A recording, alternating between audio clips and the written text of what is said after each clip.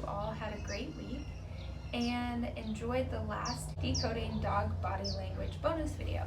So I actually had a different video planned for today. It was supposed to be about how to prepare your dog when you're getting ready to go on vacation. But considering the state of everything right now and the lack of travel that is actually happening, I thought I'd switch it up and go ahead and take some time to record a video that would be useful for everyone right now with some of the restrictions that are being imposed in order to keep everybody safe and all of the guidelines. So I know a lot of you right now have kiddos at home that you're staying home with, or if you're blessed enough to have a job that's going to allow you to work from home right now. For those of you who have kiddos at home right now that were affected, or who are blessed enough to have jobs that are allowing them to work from home during this time, in order for everybody to stay safe, I wanted to go ahead and talk about the importance of being with your dog as a stress relief point, and then some of the things that maybe we've all been putting off because we didn't have the time to do it, that we now have the time at home to work on them with. And so it's important during this time that if your dog has separation anxiety, you're trying to keep up with some sort of normalcy so that in 2 weeks or longer, when you go back to work, your dog isn't having to start from square one on their anxiety issues that they've been dealing with. So I put together a list of some things that you could be working with your dog on. A reminder that your dog doesn't want to work for hours a day. So I'm thinking that this is a great way to force yourself to take like 15-minute breaks, step away from the computer and from work for a little bit, and then work on things with your dog. As we all know, consistency and repetition is key, so this is a perfect opportunity to work on behaviors every single day for the next 2 weeks or longer, and you'll be amazed at how much of a difference that consistency and even 2 weeks can make in these behaviors. The list I put together starts with place and the place command, because this is so crucial and can be used and utilized in so many different areas. I think it's a vital tool to teach every dog, and it's a great one to start with when you're going to be working from home and probably at a computer and you're in the same place for longer periods of time. So what I want you to do is go check out my place video and work on teaching your dog place on command and expecting them to stay there until you tell them otherwise. So the important thing when you're working from home is that if you go to get out to get a glass of water per se, chances are your dog is likely going to follow you. And so that's going to be a time where you're going to really practice on them waiting until you actually invite them to come with you to come off of that place command. The second one is the look command, and that's the focus on demand. I have another video that breaks down how to teach that, but now's a really good time, again with a 15-minute break, to work on teaching your dog that look command so that in higher stress situations, your dog is more likely to be able to put their focus back on you. Teaching that look command will help in various scenarios once you're out and about again, and really help your dog to learn to focus on you on demand. The other command I think we could all work on right now is loose leash walking. So often when we talk about working on loose leash walking, we discuss starting in a place that is not overly exciting for the dog so that they just don't want to pull. And so right now is a great time to be taking 15 minutes out of your day and just walking them through the house and giving them a command, expecting them to keep that leash loose while you're walking them inside.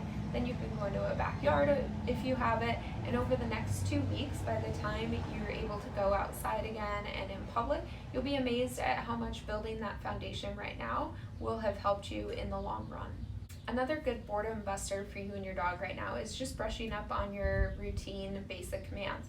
So we're talking about your sit, down, stay. These are things that we all can get a little bit lazy on, and now's a good time to work your dog's brain and give you something to do and stress relief and something else to focus on that will help your dog in the long run. If you have a dog that has issues with doorbells or knocking and going crazy and then not being able to calm them down, again, now's a great time to be able to practice that. So if you have a neighbor who's also staying home, you could switch on and off with having them come over to your house, ring the doorbell, and then working on desensitizing your dog to the noise.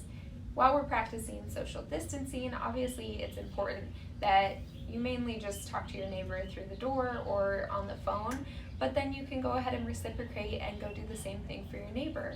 And how this is going to be is you ring the doorbell and likely your dog will start barking. You wait for your dog to quiet down, even if it's just for a second. You mark it with a command such as quiet or that's enough. And the second that they start barking, you again mark with a yes and then reward. And so you just keep doing this. Again, repetition is so big. So in 10 minutes, you'll probably see a really big difference. So as you work on that for the next 14 days, you'll be amazed at how much better they'll have gotten, at least in being able to quiet back down, if not completely not barking anymore at all, because they're waiting for that reward. As they get better at it, you'll just quit treating them every single time so that in the event you don't have a treat, they still are quiet, and then the reward is just getting pet and obviously being told that they're being good. If you don't have a neighbor that can help you with this, it's easy enough to just open your door and ring the doorbell or knock yourself. And that's still a good start for reconditioning the stimulus and then the reactive behavior that goes with it. With all of these, if you have kiddos at home right now, it's a great time to really incorporate them into things with your dog.